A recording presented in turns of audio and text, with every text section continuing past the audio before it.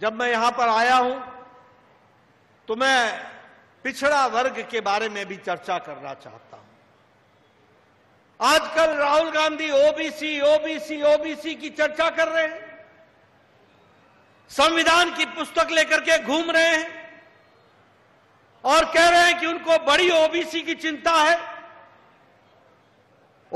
मैं पूछना चाहता हूं कि जब मंडल कमीशन की रिपोर्ट आई थी तो राहुल गांधी जी, आपकी पूज्य दादी जी उस पर क्यों बैठी रही, क्यों उस पर एक्शन नहीं लिया गया और क्यों इंतजार किया गया कि जब केंद्र में वीपी सिंह की सरकार बनी, जिसको समर्थन भारतीय जनता पार्टी ने दिया था, जब हमारी सरकार का समर्थन मिला तब मंडल कमीशन लागू हुआ और ओबीसी को आरक्षण का दर्जा दिया गया। आज आप ओबीसी के चैंपियन बन रहे हो, पिछड़ा वर्ग के चैंपियन बनना चाहते हो। बताओ मुझे, राजीव गांधी फाउंडेशन में कितने ओबीसी के सदस्य हैं? बताओ मुझे, सोनिया गांधी के यूपीए की सरकार के दौरान नेशनल एडवाइजरी कमेटी में जिसकी चेयरमैन श्रीमती सोनिया गांधी थी, उसमें कितने ओबीसी थे? और मुझे बताओ, कांग्रेस पार्टी के राहुल गांधी जी, आपके कांग्रेस वर्किंग कमेटी में कितने ओबीसी हैं? मैं गौरव के साथ कह सकता हूं कि आज मोदी जी के नेतृत्व में चलने वाली भारत सरकार में 27 ओबीसी मंत्री हैं, 27 ओबीसी मंत्री। मैं ये भी गौरव के साथ कह सकता हूं कि अगर बैकवर्ड कमीशन को, पिछड़ा वर्ग के कमीशन को अगर किसी ने संवैधानिक दर्जा दिया तो वो किसी और ने नहीं दिया, वो श्रीमान नरेंद्र मोदी जी ने दिया। ये भी हमको ध्यान में रखना चाहिए।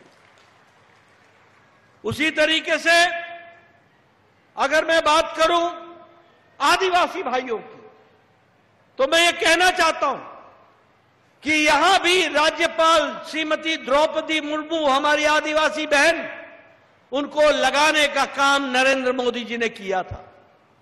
मैं ये भी बताना चाहता हूं कि भारत की पहली महिला आदिवासी राष्ट्रपति बनाने का काम आदरणीय नरेंद्र मोदी जी ने करके आदिवासी गौरव को आगे बढ़ाया है। आपको जानकर खुशी होगी कि हमारे आदिवासी भाइयों का बजट 3 गुना बढ़ा दिया गया है, 3 गुना हो गया है। ये एकलव्य रेजिडेंशियल ट्राइबल स्कूल, इसका बजट लंबोदर जी आपको विस्तृत रूप में बताएंगे, लेकिन 21 गुना बढ़ा दिया गया, 21 गुना बढ़ा दिया गया है। आपको जानकर खुशी होगी कि प्रधानमंत्री जनमन योजना, जिसमें आदिवासी भाइयों के गांव के लिए सड़क, आदिवासी भाइयों के गांव में स्कूल, आदिवासी भाइयों के गांव में स्वास्थ्य की सुविधा, आदिवासी गांव में पीने का पानी की व्यवस्था, ये पीएम जनमन योजना के तहत 24,000 करोड़ रुपए खर्च करके इस काम को आगे बढ़ाया जा रहा है। इसलिए मित्रों, पिछड़ा वर्ग, अति पिछड़ा वर्ग, आदिवासी, इनकी चिंता अगर किसी ने की है तो वो आदरणीय प्रधानमंत्री जी ने की है।